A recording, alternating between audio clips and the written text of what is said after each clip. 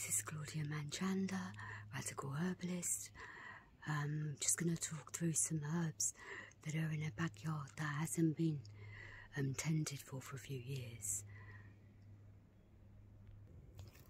So here we have some wood violets, and actually growing just next to it this is some Melissa lemon balm, and growing here next to this is some Chelidonium majalis, which I can do a whole video on in a bit. But this here are violets, and I think that they're wood violets, which are violas, and the word viola comes from the fact that they're violet, and the one that's commonly used in medicine and in culinary purposes is called Viola odorata, but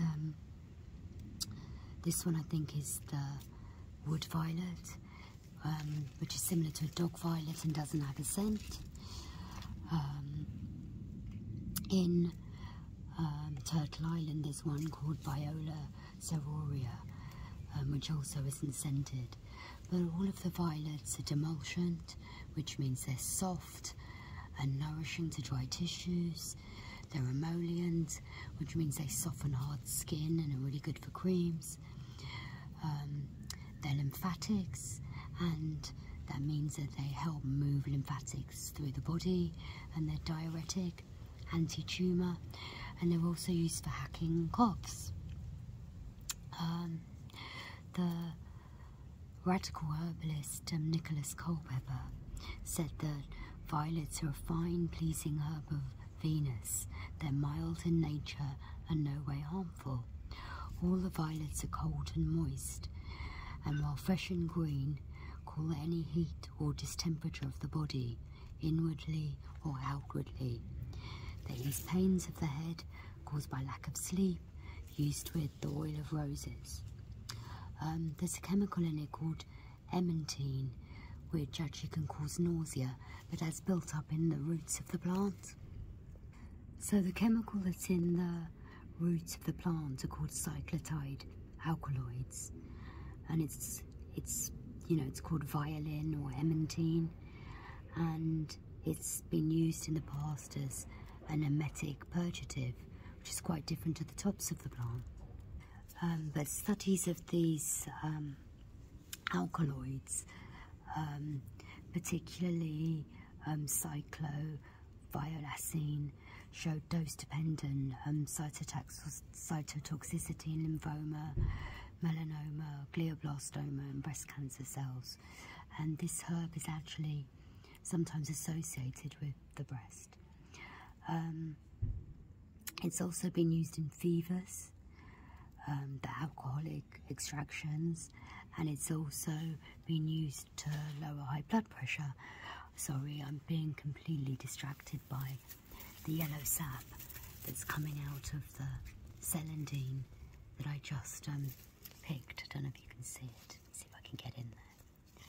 And this yellow sap in celandine is used on warts.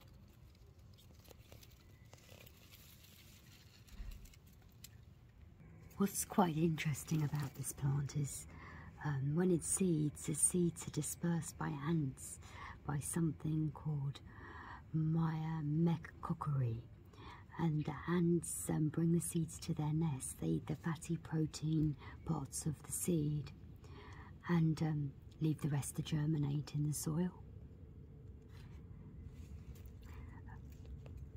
Another really interesting an interesting kind of idiosyncratic feature of violas is that they have two sets of flowers in the year. So this is the first set, and then they have these flowers called Cleistogammarus, which is like a really weird Linnaean kind of binary name that means close marriage. But these underground flowers don't open, they self-pollinate, and yeah, they're the flowers that are at the second time of the year under the ground and you don't see them. And these ones pollinated in a different way.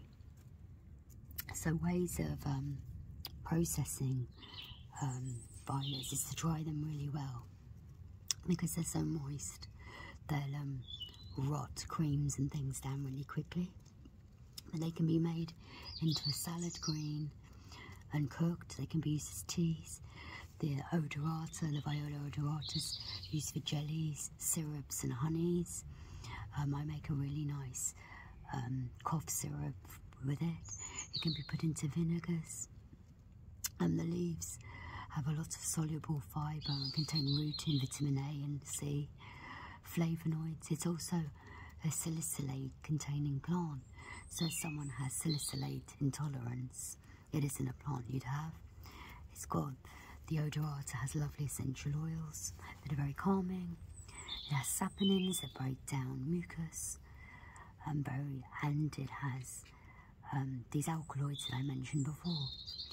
So traditionally, this herb's used for skin conditions and abrasions, eczema.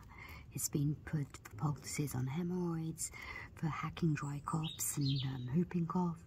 It's been used to drain swollen glands, especially the throat and the ears. It's been used for swollen breasts and fibrocystic breast disease. It's also used for headaches. It's been used to soothe bed bug bites. It's used for sore throats. And it's also been used for palpitations.